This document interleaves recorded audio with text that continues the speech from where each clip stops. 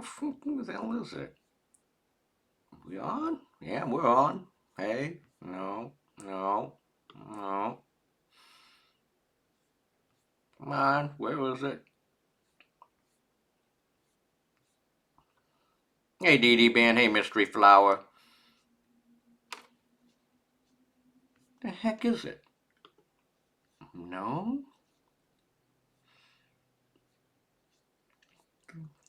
I'm trying to find it. Oh, here it is. Weird.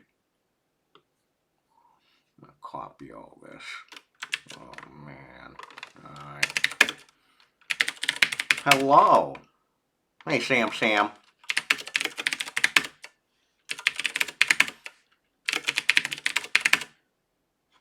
Oh, okay.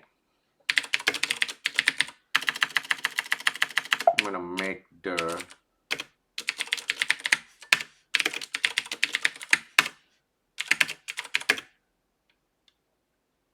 What did I call this?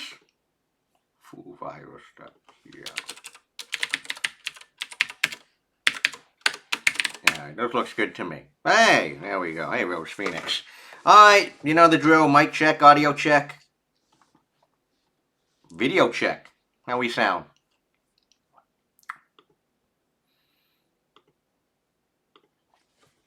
Ta-da! Hey, Doomer. Hello, all. Hello. Hey, good to join. Hello, everyone.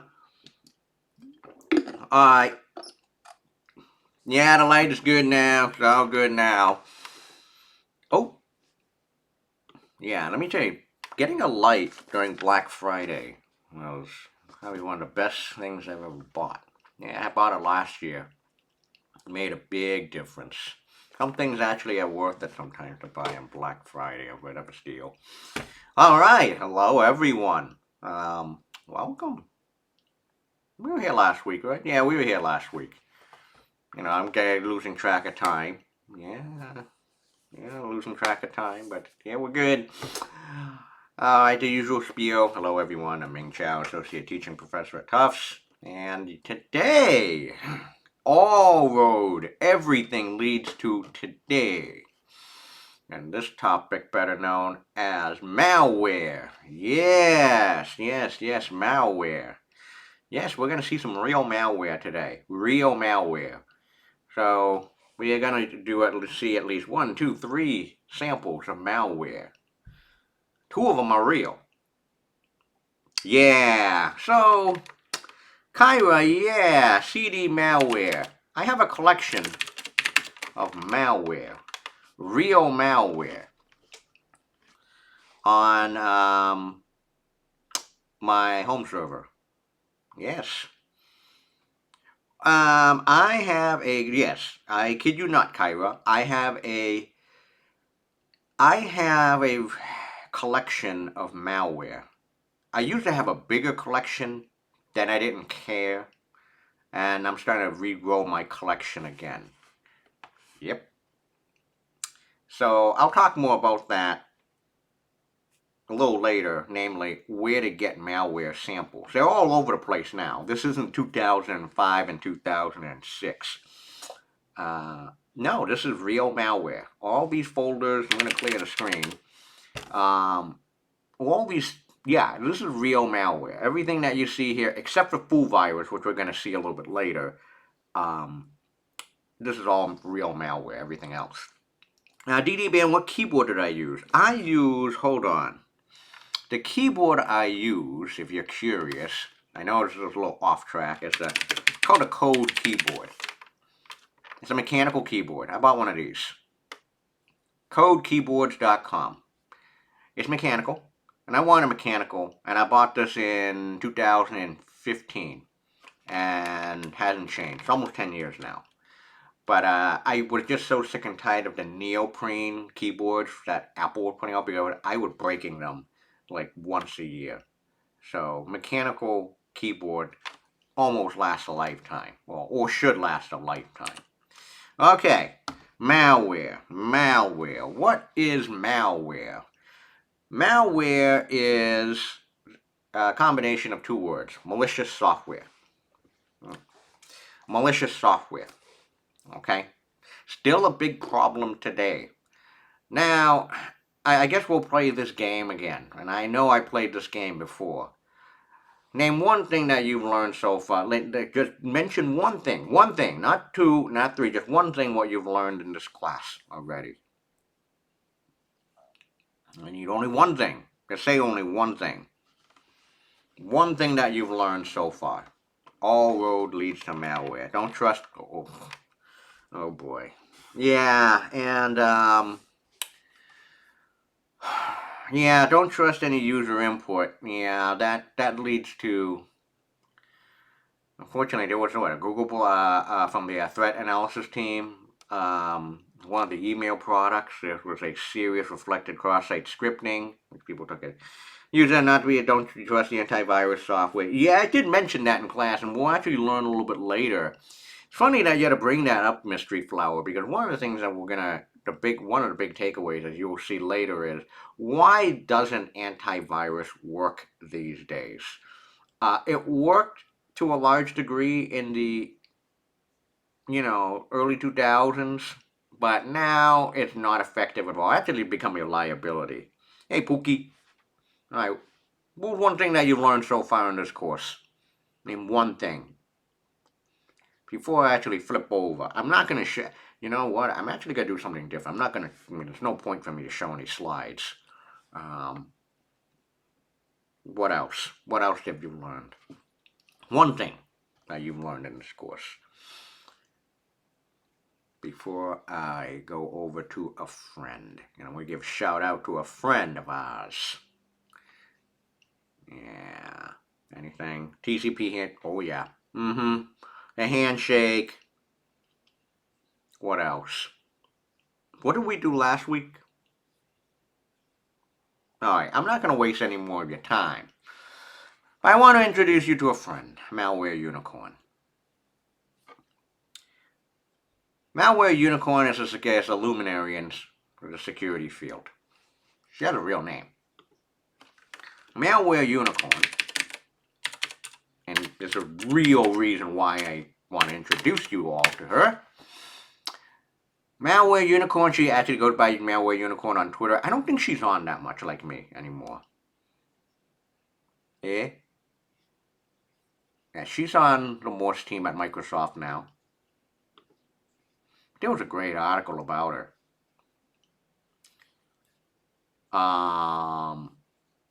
I think it was. I'm trying to look. Yeah, this was a little weird. That's her. That's Malware Unicorn. Amanda Russo, offensive security engineer. And this is an article about her. You can look her up. There's a lot. But there's a reason why I bring her up. There's a reason why I bring Malware Unicorn up, because she does some work in malware. In fact, one of many amazing things that she's done is she gives a lot of workshops. Yeah. She gives a lot of workshops. And one of the workshops that I strongly recommend everyone to go to, and this is all free, is Reverse Engineering 101. No paywall, no bullshit, no nothing. Let me copy that and paste it in to the chat. So what's the point? The point is, it's a very important point. Her Reverse Engineering 101 course is a very good introduction to not only reverse engineering, but also looking at malware. Hey, she is Malware Unicorn after all. She also has given this course at our village for years, at DEF CON. And this workshop provides as a fundamental for reverse engineering Windows malware, using a hands-on experience with reverse engineering tools and techniques. So, what she does is this training course will actually, you have to set up a malware analysis environment, or you need to use virtual machine. And she provides those to you. What you'll learn from this reverse engineering course, virtual malware analysis, like how to set up an environment, the basic operating system concept, namely Windows, uh, the typical malware classes and techniques. Um, and also, she does a pretty damn good job with terminology as well too. So, what is reverse engineering is really the idea of reverse engineering is taking things apart and understand how things really work. That also includes like the design engineer. Oh, there it is. I didn't even know. Um, yeah. And so the analysis flow for malware analysis, I set up a baseline analysis environment, usually using virtual machine. Triage to determine a starting point. Static analysis, we did last week on Twitch, get a sense of where everything is before debugging. Dynamic analysis, also we talked about this last week, determine behaviors that can't be understood by static analysis, namely runtime, headed manual debugging. So some of these terminology should be really, really clear to you, like should be really familiar. Here's the environment setup, gets into the Windows Portable Executable format. Again, this is all free. Assembly, this is the real deal. This is x86 assembly. Uh, so if you're taking a course like CS40 or any architectures course, go through this. They don't. I mean, most of the academic courses don't go through x86, but x86 is critical because it's used on so many CPUs these days. Typical attack flow. This should come really familiar. Is reconnaissance, exploitation, infiltration. Just a reminder: internal reconnaissance, entrenchment, command and control, exfiltration, purge. Kind of looked like the cyber kill chain. I mean, this some of these terminologies you're already familiar with, like things like reconnaissance, information gathering. But what she really does, I like, and I don't need to present any of my slides, is she described all the different malware classes in really short and succinct terms. I always tell people is like think of malware classes as like families of organized crime. They all do different things. A virus is a code that propagates and replicates across systems with user intervention. You have to do it like a clicky option or something. A worm is code that self-propagates with no user intervention. A bot is an automated process that interacts with other online services. Namely, a bot is an infected computer. A Trojan is malicious software that's often disguised as legitimate software. Ransomware is malware that holds victims' data hostage by crypto. Um, a rootkit is pretty freaking dangerous, which is massively exists. So, for example, it's like a laced version of a legitimate piece of software like cmd.exe or the terminal. My friend, the backdoor. A backdoor is one of my absolute favorite because it enables a remote attacker to have access to send commands to a compromised computer, bypassing all security mechanisms. And yes, I'm going to show one of those today. I think I'll stop here. Um, so I want to do a demonstration of a couple pieces of malware. One is a worm, two is a backdoor, and three is going to be Android malware. Where does a worm originate from if it self-propagates? That's a good question. That's a good question. A worm has to start out somewhere. Usually the attacker is going to have to start the worm somewhere. Namely, a lot of times, like a worm originate because someone just run a program that just has an infinite loop. And then that just spreads across, and so many different systems, like the hundreds of thousands of computers, very quickly. So, where does a worm originate from? Somewhere. Usually a script. Someone like the attacker runs a program, or the worm, the program, or with an infinite loop, and then it just spans out deeply like a tree.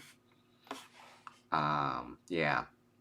Let's talk about viruses first. Now, virus is code that propagates or self-replicates across systems with user intervention.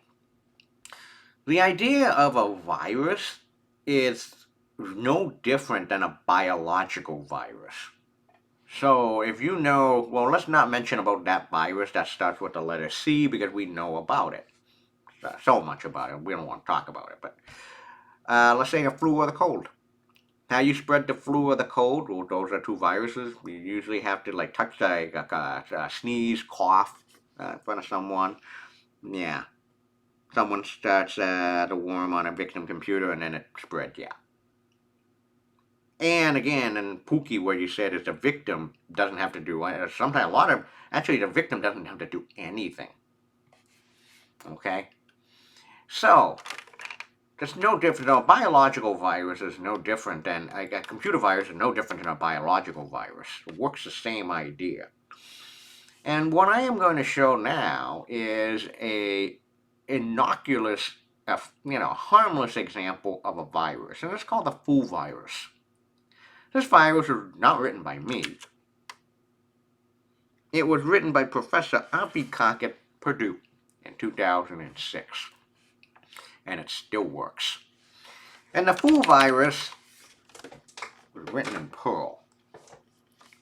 So for those of you who do not know Perl, the programming language, P-E-R-L, it's like the second coming of voodoo. Yeah. I used to did so much work with Perl. Good old days. It was like your only option, or one of few options to write like server-side code. But hell, it can go into spaghetti really, really quickly. So what this flu virus does is, it's actually pretty easy to understand. It's a demonstration. It is what is a self-replicating program. This virus will infect all the files with names ending in .foo in a directory in which you execute an infected file. So if you send an infected file to someone else and they execute it, their .foo files will also be damaged as well too. And this is, of course, a very, very, very safe virus for educational purposes only. It does not contain a harmful payload. All it does is actually just print out this message and comment out the code in .foo files. Alright? So how many lines of code is this? 37 lines. Okay, so 37 lines. So, again, hey, this looks like friggin' voodoo. This looks like voodoo. So what it does, I'm just going to explain how this code works. Lines numbers 23 to 25. What it does is just make a copy. Like, first of all, just get a copy of itself. All the lines of this entire foovirus.pl. Then what it does is just going to look in your current working directory for all the files that end in .foo. So for each and every file that ends in .foo, the extension is going to open it up. It's going to get all the content in the .foo file. It's going to paste the entire code that you see here, all 37 lines on top of it, and it comments out all the other lines in the .foo file. Oh, and by the way, it'll also change the file permission as well.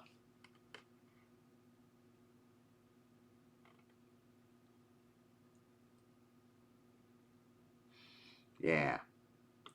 All right, so here I am. I'm going to go to my folder called foo virus. And I'm going to make a couple of .foo files. So I got the foo virus here. Now, I'm going to create a couple of .foo files. I'm going to say vim pookie.foo.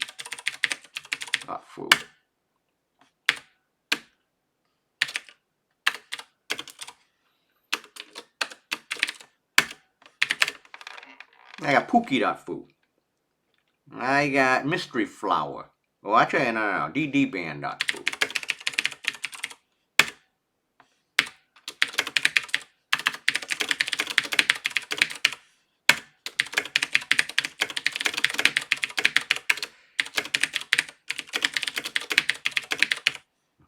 Just like random stuff in here. samsam.foo.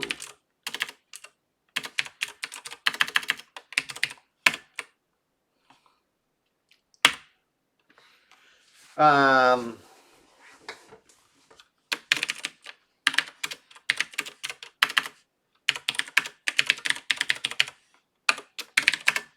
you go. And I'm going to make one more file.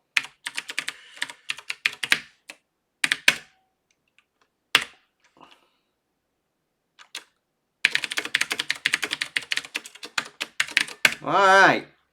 I'm going to clear the screen now, and you know I created 4 separate files. I just oh shoot, I just spelled ddband incorrectly. Okay, whatever. So I have 1, 2, 3, 4 files created. Just created 4 files. 3.foo and one file that does not end in a .foo.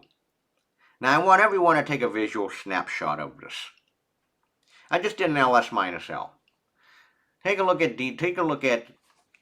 visual snapshot of this. So I have ddband.foo, 78 bytes. Mystery.flower, 20 bytes. Pookie.foo, 7 bytes. Samsam.foo is 25 bytes. Take a look at the file permissions as well.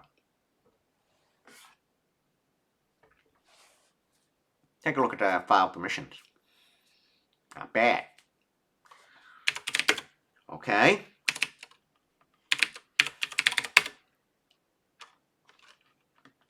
Just to verify.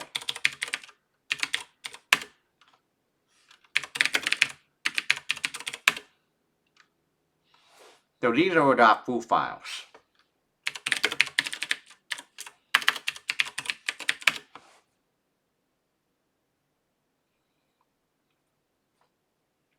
Here you go. I'm going to clear the screen one more time.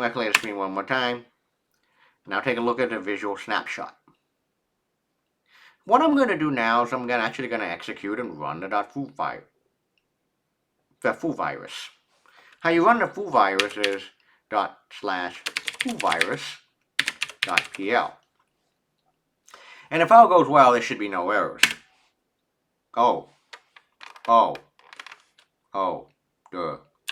There's another way I can do this. I can also run foo virus. 1.0 from foo virus. There you go. This is a demonstration of how easy it is to write a software. You've already seen this. Here it is. There's no errors. I just executed the foo virus. So again, take a visual snapshot of this screen, namely the results of ls-l. Take a visual snapshot of the file size, file permissions. Okay. Now I'm going to clear the screen. Now I'm doing ls-l again. Notice the difference? What are the differences now? Now this gets really interesting. Well, you notice now a number of things change. First of all, the ddband.foo, pookie.foo, and samsam.foo are now all in bold. I don't know if you can see it clearly, but they're in bold. The file permission is completely changed. Now all of .foo files are .7777. The file size of all the .foo have increased. Yeah, I would expect them all to have the same number of bytes, but they don't. Okay, there you go. Seems like the foo message was added to what was there. Alright, let's take a look. More ddband.foo. There you go. Looks familiar? More mystery.flower. Now, mystery flower is an interesting case because it's not a .foo file, so it didn't get hit. It's pretty nice. How about pookie.foo? More pookie.foo.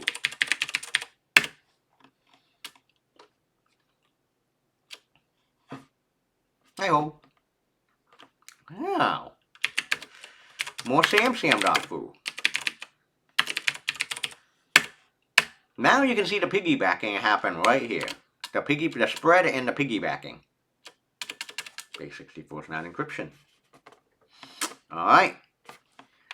So now what I'm also going to do, let's go back and do an ls minus l. So I have ddban.foo. Now you notice that all the .foo files got affected.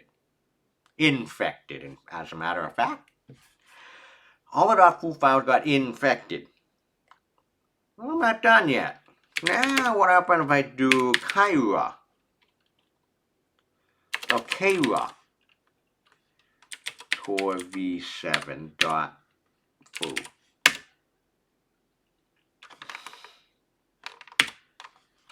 I am a threat actor. Whoa, I gotta...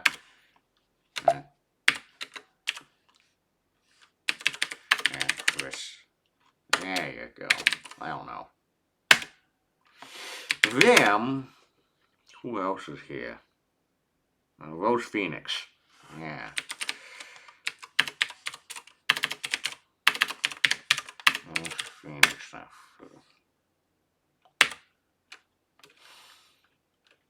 I like Swiss cheese. Alright, there we go. I just created 2 additional .foo files. .foo files. Just created 2 additional .foo files. Kaira.foo and rosephoenix.foo. Now, what I'm going to do next is I am going to run, instead of, I'm going to execute, not foovirus.pl this time. No need for me to do that. What happens if I open an infected file, like pookie.foo? So if I do /pookie.foo, watch what happens. If I do a /pookie.foo, hey, I should be able to do this now, because .pookie.foo is a file permission 777. As read, write, execute across the board by anyone. So now I'm going to open up pookie.foo, and watch what happens. Very much like the same behavior as running the original foovirus.pl. Yeah, so now I'm going to clear the screen. But now you take a look. Kaira.foo and rosephoenix.foo both got infected. If I do more rosephoenix.foo.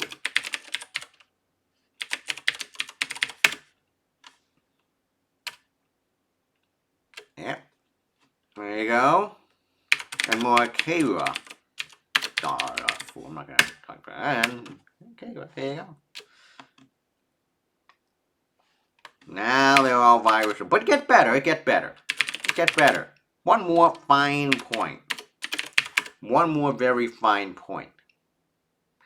Now remember, the initial files that got infected were ddban.foo, pookie.foo, and samsam.foo.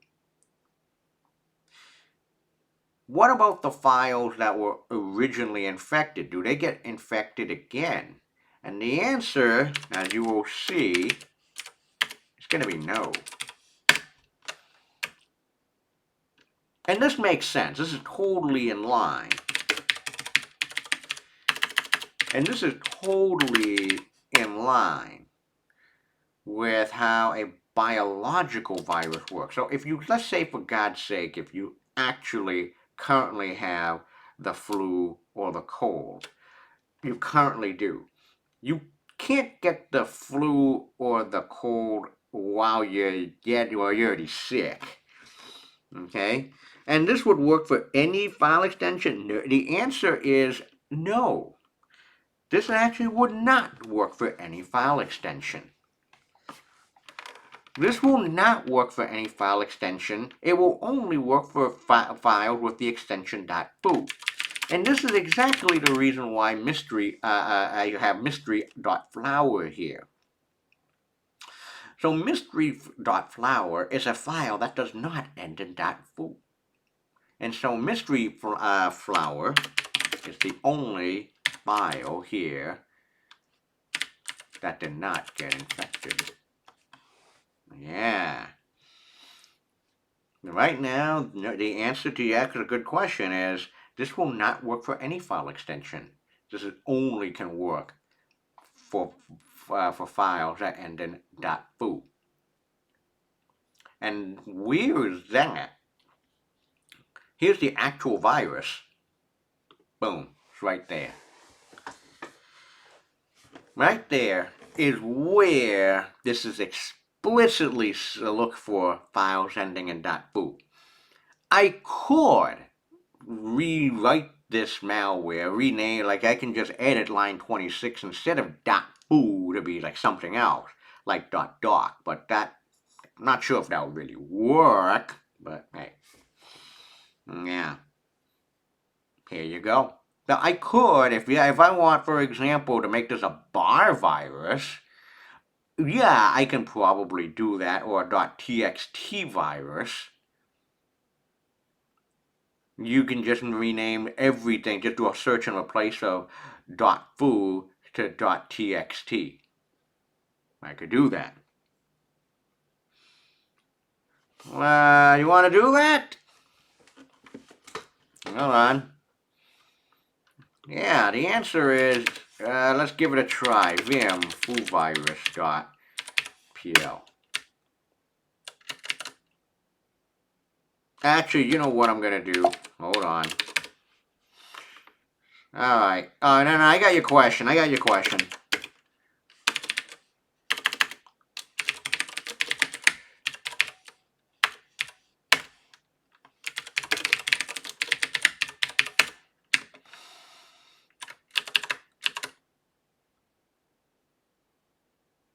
Yeah, and this is what funny thing is what a lot of malware writers do anyway. They just like rename like one damn thing.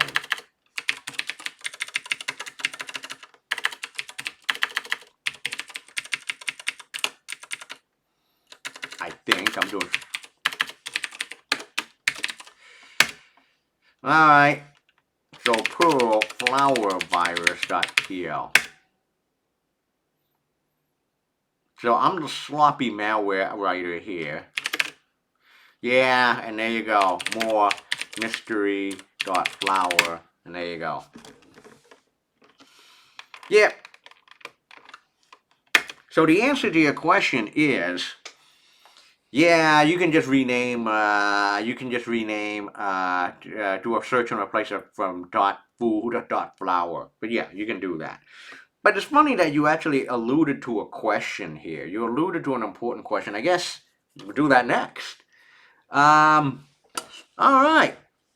So now you have an understanding how a virus works, and also thanks to Pookie, a description of how worms work as well. Viruses, the gotta require some sort of a user interaction, usually like opening a damn file or an attachment, and a worm is self-contained, works on its own. Okay. Now I want to show you my favorite piece of malware, my absolute favorite piece of malware. And this is a real piece of malware. And it's so tiny, it's literally tiny, this piece of malware. And it only affects Windows computers. And I would like to introduce to you now to my favorite piece of malware, which is called the backdoor. Backdoor, again, just like a backdoor.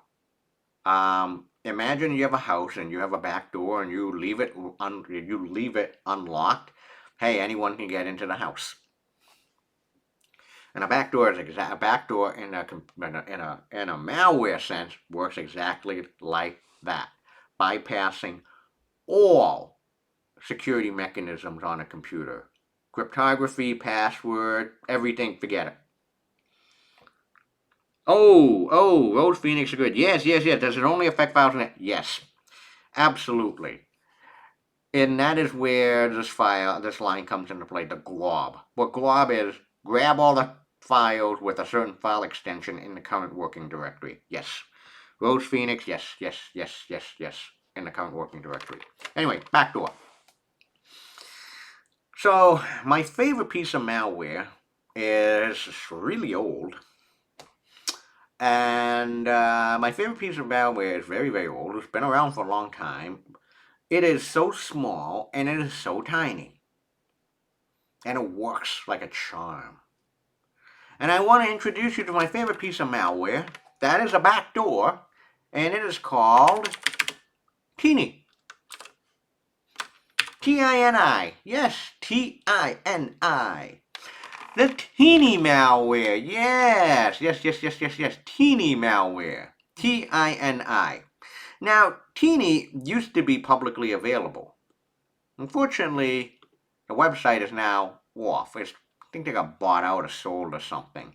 So the only way you can find Teeny is by way of the Wayback Machine. And this was from, when was this? 2007. This piece of malware is from like 2000s. Teeny, it's been around for a long time. But Teeny is awesome. It's only 3 kilobytes. So Teeny is literally teeny. For its affects Windows machines, there's a very simple and very small backdoor for Windows, fully coded in assembly. It listens at TCP port 7777 and gives anyone who connects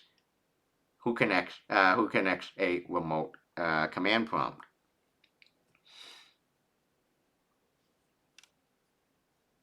So download the executable file and run it. That's all you have to do. And here's the cute question answer. I can connect to port 7777, but nothing happens. Here's the key. You have to press enter once to get the prompt. If that doesn't help, make sure you have the most recent version download from ntsecurity.nu. How do you install this? You just reboot. Okay? Teeny was meant to be used as a backdoor or a way to run a command remotely when you try out security-related things in the laboratory or similar. So what commands you use? You just use a regular command prompt. You can still download Teeny on this page. And if you go to ClickLounge download 1.2, there you go. Now watch what happens though when you try to download teeny.exe. You hit a save, but you go to downloads. Now Firefox, don't know if anyone really knows this, but modern web browsers have like malware scanning built into them. And here you go. This file contains a virus or malware. Okay. So, what you can do is you can click on, or you can right click. I'm using Firefox and you're allowed to download. Are you sure you want to download this? This file contains a virus or other malware that will harm your computer. You can search for, yeah, I'm going to allow the download. So actually, is this a binary level exploitation to give it oh yes. Yes, you can do that. And here it is, teeny.exe. Now, if you're really, really curious if this is really malware or not, go to virustotal.com. For those that just want a quick review, VirusTotal, what it does is you just upload anything that you want. Files, documents, and VirusTotal will scan it for malware. You can analyze like suspicious files, domain, the list goes on. Choose a file, I'm going to upload teeny.exe. Boom. 65 security vendors and 2 sandboxes flagged this file as malicious. That's a lot. 65 out of 72 is what? 90%. 90% of antivirus, anti-malware security services have flagged this piece of download as malicious. So you may be wondering, who are the 7 that actually did not flag this as malicious? Baidu, Super Anti-Spyware, TrapMine, Avast, Semantic Mobile Insight, Palo Alto Net. That's a shame. That's a shame. Acronis. I don't know what these are. And so this is one small reason why antivirus or anti-malware is so BS. It doesn't work. It's not consistent at all. This is not okay for especially Palo Alto to not detect this as malware. You can see all these anti-malware services say backdoor, backdoor, malicious, backdoor, Trojan malware, backdoor, backdoor, malicious, unsafe, malicious Trojan malware, tiny, details. And there are your details. The checksum, file type, PE32 executable GUI. That's actually no GUI. File size, creation time. Last was created was on September 2000. It's been around for a long time. Last submission analysis, well, today, but I guess we know why. The file goes by a whole bunch of people have submitted this file as from a whole bunch of names. teeny.exe, test.exe, mydoc.exe, rename.exe. Oh my god. Ghost.exe, 1383.exe. Oh my.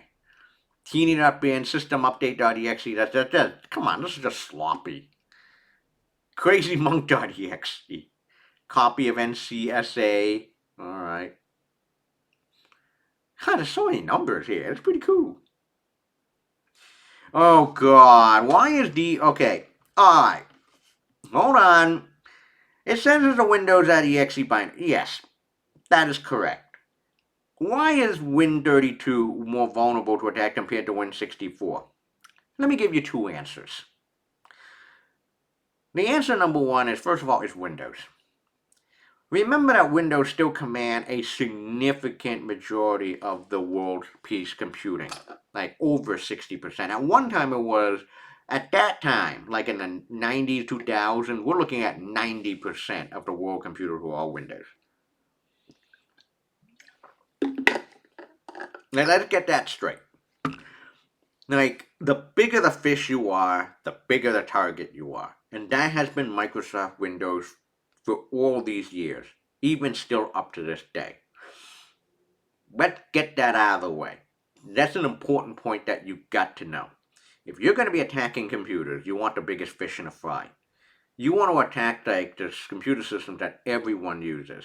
You don't care about those like the BOS or the Spark Sun system. Like no one cares about those. You want to attack as many computers as possible, so Windows has always opened themselves up for attack. Second of all, it doesn't help that Win32, the original window especially in the late 90s and early 2000s, Microsoft didn't give a shit about security. They did not care at all. Like, Microsoft just did not pay attention to security, and the problem was so bad that things got so bad around 2002, 2003 that Bill Gates sent a company memo that, yeah, we gotta really make an investment in security. And look at Microsoft for years, they were so bad, they didn't care. I mean, people writing exploits, software, I mean, Windows computers, those were the wild, wild west, ye good old days. Like, the thing is, when Microsoft now has positioned, and they're one of the best companies with regard to cybersecurity because they see everything. They have come a long way. They have come a long way. Like right now in the year 2023, Microsoft has come a long way. But unfortunately, that stigma that they don't give a shit about security, they didn't care, that still lingers. I'm sorry, you can't change that mindset. Okay, and also you can't change the fact that the bigger the fish in the fry you are, the bigger the attack target you are. There you go. More details. More even relationships. IP addresses. Behavior. Oh wow, this is so cool. I didn't know this. All right. Yeah, they did not. Yeah, as you Benji said. Yeah, they did not. Benji said it correct. It was developed with less focus on security. Oh, they did not give a shit for years. So is Windows 64 more secure than Windows? Okay, so is it more secure than Win 32? Not because it's a bit, but a lot better. The short answer is yes. The short answer is absolutely, no question about it. And Microsoft really now do give a shit about security. But remember, it's not bug free, and it's impossible to be bug free. Do you know? Okay, hold on. I'm gonna say this. Does anyone here want to take a wild guess? In the original Windows 3.1, how many lines of code there were? I always like to tell this story to everyone. How many lines of source code do you think Windows 3.1 had? Does anyone know off the top of their head? Anyone want to take a guess?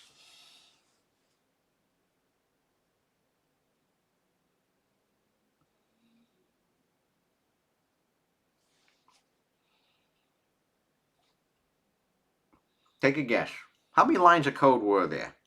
Okay, not bad. Not bad. Not 159 lines. 150, no. It was like 400,000 lines of code. Yeah.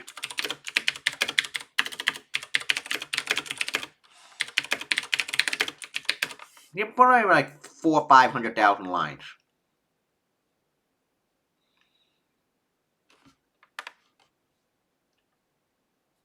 Okay, there's no. I'm going to say roughly 500,000 lines. 400, 400 to 500,000 lines of code. How many lines of source code do you think there were in Windows XP? The answer is way over that. We're looking at like 40 million. I mean, the current version of Windows have well over. I'm just gonna lowball the number. Has at least 40 million lines of code.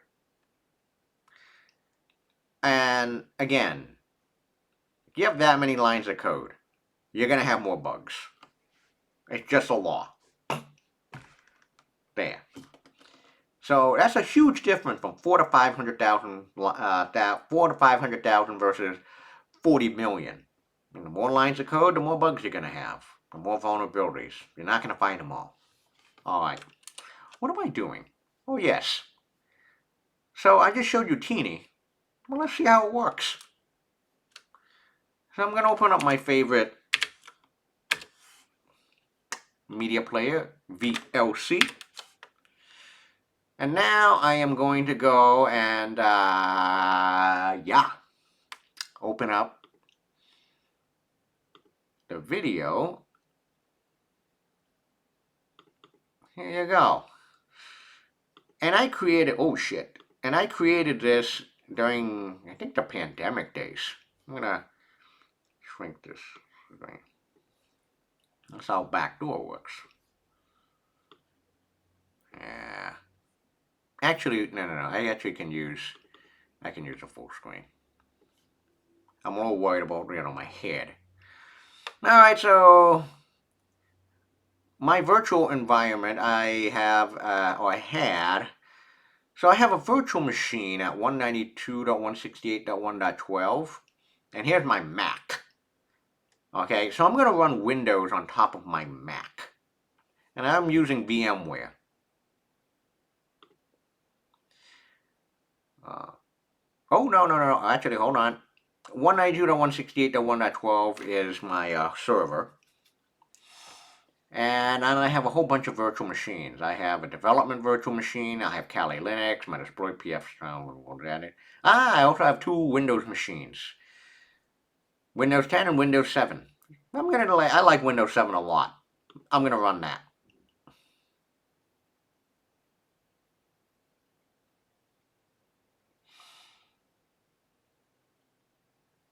Okay, I'm turning on Windows 7 right now. One of the greatest operating systems of all time. Here you go. I have Windows. Now here again, I'm going to pause.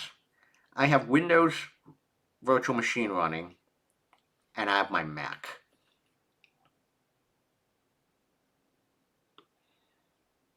So I have two computers running.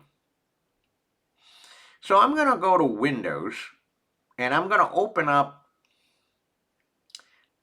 Windows Internet Explorer, and I'm going to download a laced copy of teeny.exe, but it's renamed Fortnite.exe.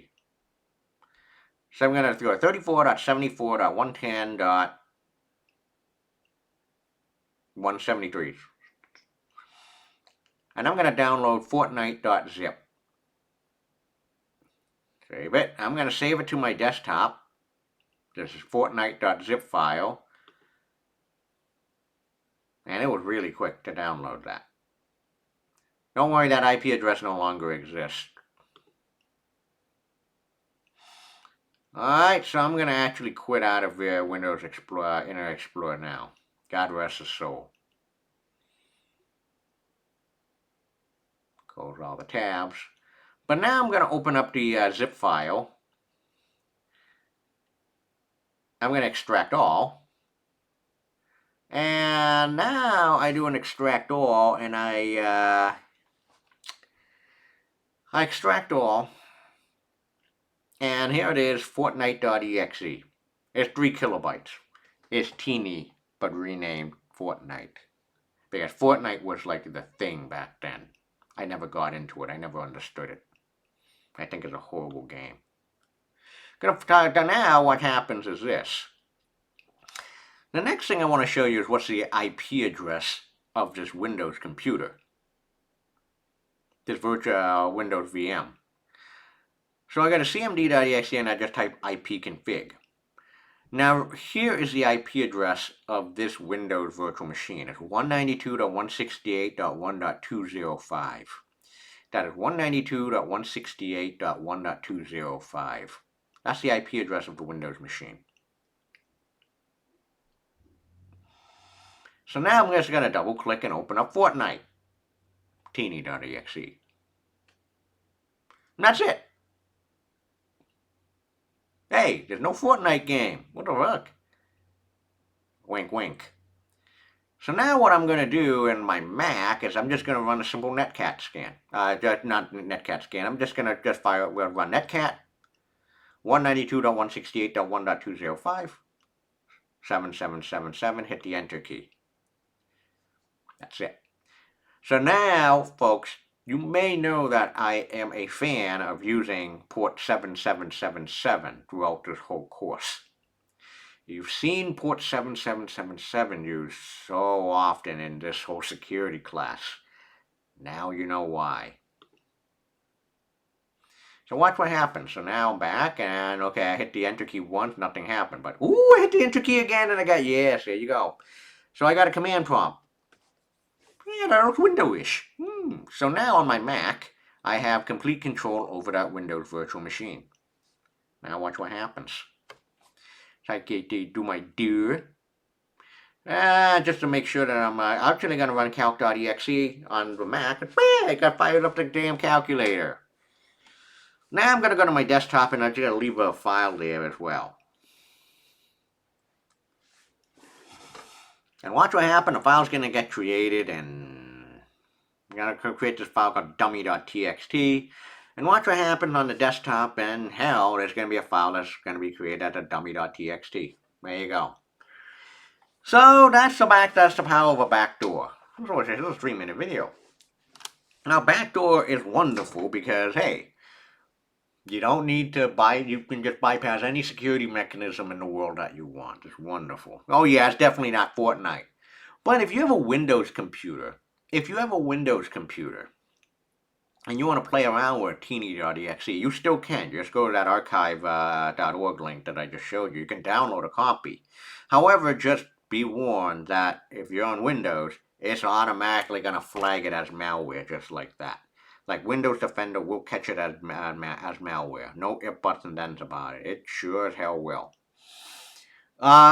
Yeah. So I want to actually ask. I remember Chris. No, sorry, DD Band. You mentioned earlier. So you mentioned earlier that is it possible to modify the malware um, and the full virus to work on different file extensions? And the answer is yes. Is that why you were concerned with when students found open ports like 2 to 3 months ago? I think so. Yeah. Is this a live part of your class security of your university? And the answer is yeah. This actually is. Yeah, this actually is, Pookie. It actually is. I like Twitch. I like Twitch streaming a lot. So, you may be wondering, okay, Teeny is 3 kilobytes. Could you actually modify teeny.exe? And instead of using port 7777, can you actually use a different port other than 7777? And the answer is yeah, you actually can. The way you do that is um, you would send the exe file into something called a hex editor. Okay, like called a hexadecimal editor. And then you have to find, what is port 777? Can you do, what's 777 from binary to hex? Binary to hex converter and the binary value of 7777. You convert it as what, 1E61, is it? Hey, binary value is, oh fuck, this doesn't even work. Is it what, 1E61?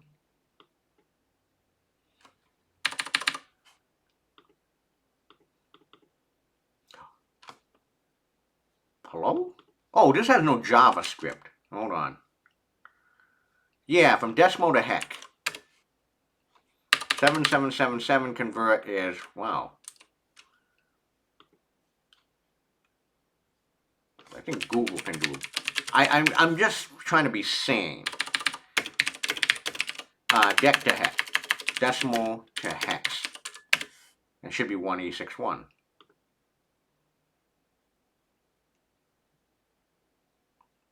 From decimal.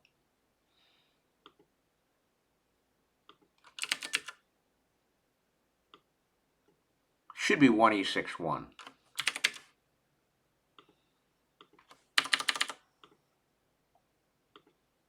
Yeah, 1E61. Yep. So all you need to do is when you open up teeny.exe and a hex editor, you find 1E61 and you replace that with whatever port number that you want, like 6666. So you replace 1E61 with 1A0A. Yeah. And so that should, when you run Teeny again, it will not use 7777 but 6666 as a port number. Yeah. You can do that. Okay. The last piece of malware I want to show is this mess. The sample.apk. And over the years, Android malware has been absolutely my favorite. Why is that? Because it's Android. Okay. One of the things is that for a long time, I built mobile apps. So I started in, what was it? What was the heydays in 2009, 2010? Was like people were writing like mobile apps like crazy. So back in 2009, 2010, there was all the rage was mobile development. That was Android development and iOS development. And I started doing Android development because I knew Java. And I hate dealing with pointers. I just hate dealing with pointers at that time. So I like to do Android development. But I started out in doing Android development. And it was pretty damn cool. It was nice as to build apps for Android. Um, but one of the biggest problems with Android, and even up to this day, is there are so many different app stores, and people can upload whatever. And for the longest time, Google just they allowed you to build whatever you want and just upload it to the app store. No, basically with no security checking at all. So it was so common. It was so common in 2010 to have like this. If you do a search for Bank of America on the Google Play Store or Starbucks on the Google Play Store, you'll see 10 or 11 different apps where that were Bank of America or Starbucks. You had no idea which one was the real one.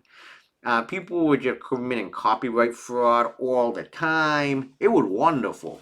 And the problem is, for the most part, that still happens on Android on a daily basis. I mean, it's the reason why Android has such a bad rap when it comes to security, even up to this day. Because you can still upload, like, some rando ass app and totally get away with it. I'll tell you one of my absolute fun stories, like after Thanksgiving. Um, but just a little anatomy about how Android works. So you know how like every operating system, Windows, if you want to have a Windows program, it ends in .exe.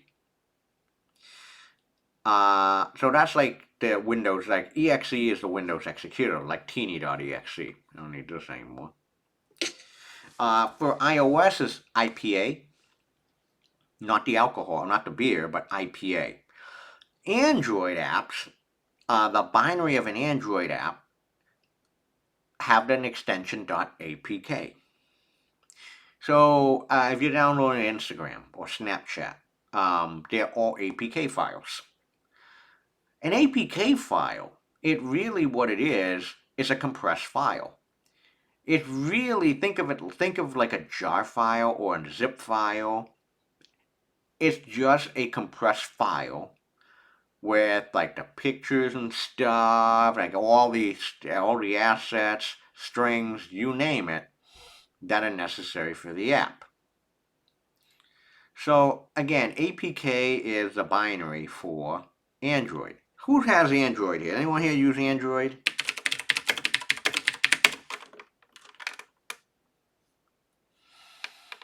The APK is a file format. APK stands for Android package. The file format used by the Android operating system and a number of other Android operating systems. Okay? To make an APK file program for Android is first compiled using a tool like Android Studio. Then all the parts are packaged into one container file. An APK file contains all the program code such as .dex, resources, assets, certificates, and the manifest file. Okay.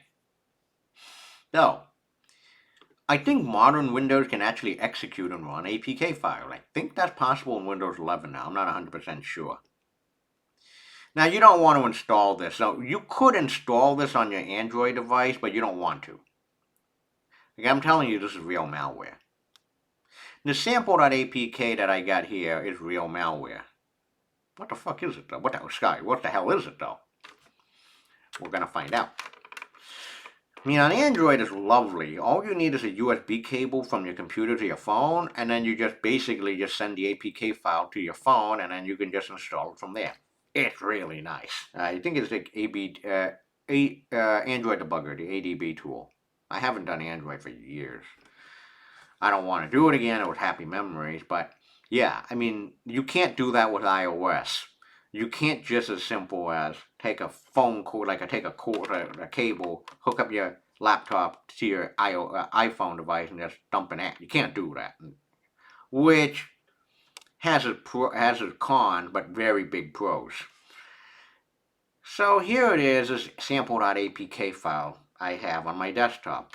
I'm telling you it's malicious. But let's dig deeper in understanding what the hell this is. Go to virustotal.com, let's take a look. Alright, and we're going to upload this APK file. I'm going to just drag and drop it here this time, and it's like, ooh, this ain't good. 5 out of 57, 5 security vendors have flagged this file as malicious. Trojan fake, okay, it looks like it's a fake app of some sort. Details. I'm going to keep it, okay, so all the hashes are here. It's an Android. This was submitted in, around December of 2020. Uh-oh. Wink, wink. Package name. Among Us. Among Us. Wink, wink.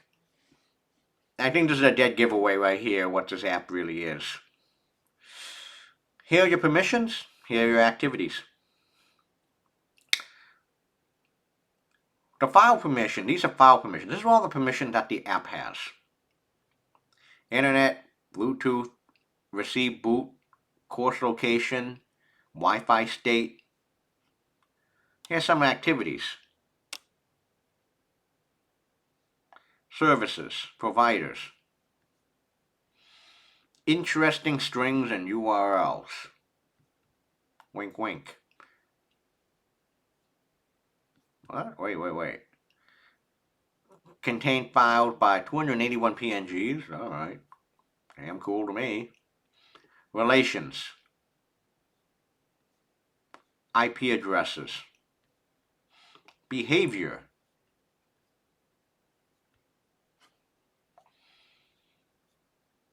Strange.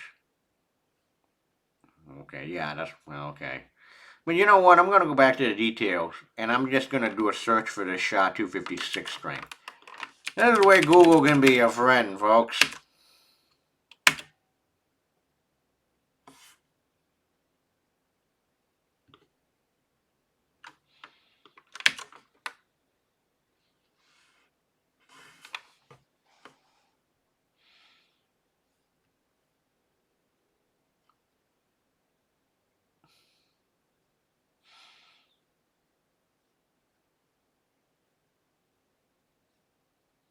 I don't need to say a thing. The fake app in this case of Among Us clearly makes a minor spelling change. So this is a Trojan. It's not Among Us. But what happens is the user is bombarded with the advertisement. There's no gaming functionality. The app is simply adware with potential functionality to steal good Gmail creds. Here's the app, the package name, the hash. This is why I love Android. Sarcasm. This is why I love Android. There you go. Technical details. This is the actual game. This is a fake app. And the great thing is Android and Google Play Store allows this stuff to happen.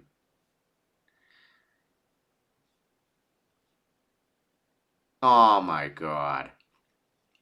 And of course, people did download this app.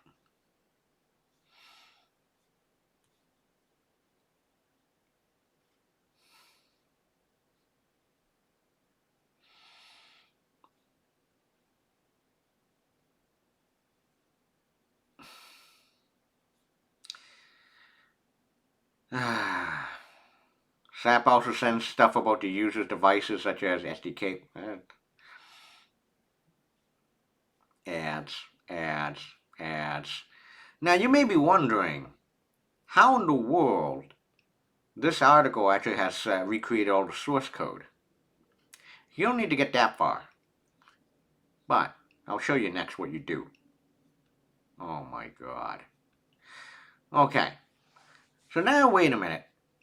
What happens if I open up a terminal and I go to my desktop and I do a string sample.apk?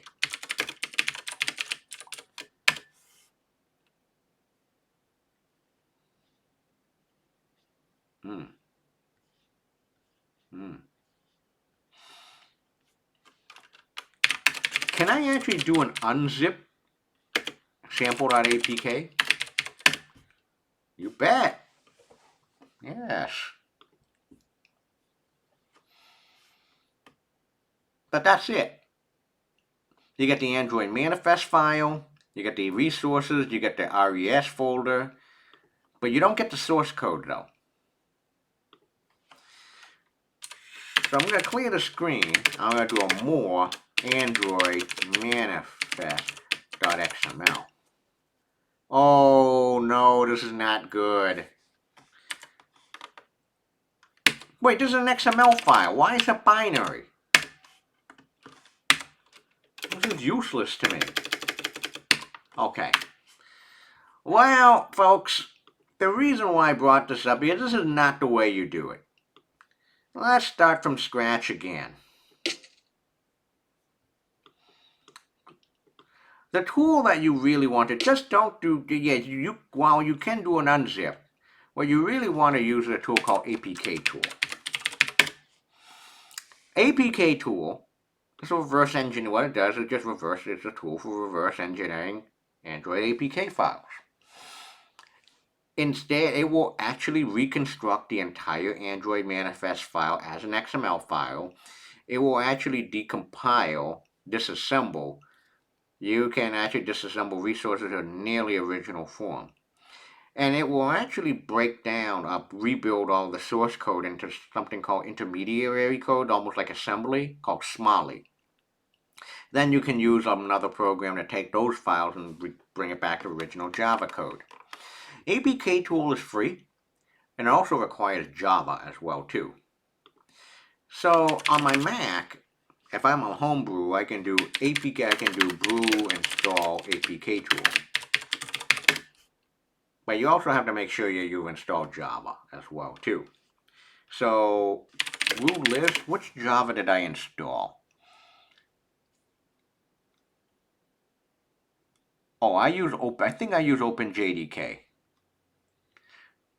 Yep, and make sure you install Java first. I did brew install OpenJDK. Do this first, then install APK tool. I'm all set. But now I have sample.apk. What I'm going to do now is going to go APK tool. I'm just going to type APK tool. So APK tool, say a tool for reverse engineering APK files. The command that you want to use immediately to decompile is D.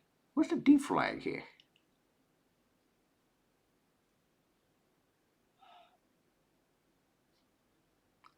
Oh, decode. APK tool D sample.apk. Okay, I don't this one.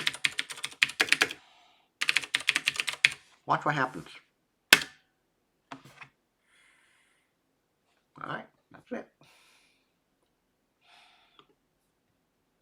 The big folder gets created. Now you see the original file, you see the Android manifest.xml, you see the RES folder. Okay, so this is an anatomy of an Android app. The most important file is the Android manifest file.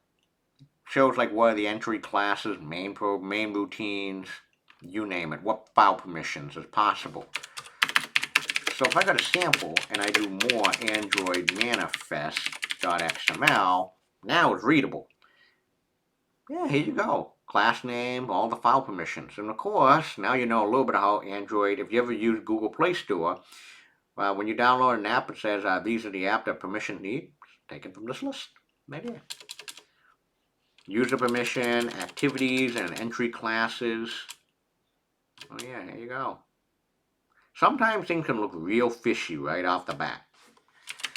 Okay. The intermediary code, Smalley, CD Smalley. CD com, CD Google, CD Android, CD GMS, CD Actions, a lot of CDing. What a Smalley file is, think of it as not machine code, but think of it as like assembly, but it's all written in Java, so it's like somewhat readable. And you can take Smalley files and actually reverse that and then actually decompile it back into regular .java files. Yeah, so what you can do is you can just do a string search in this whole Smalley folder for like any interesting URLs. RES is for resources. Resources for the apps include like pictures, icons, strings, you name it. Oh, maybe I should go back. CD desktop, CD sample, CD res, CD strings, values. Is there a strings folder here? Layout values.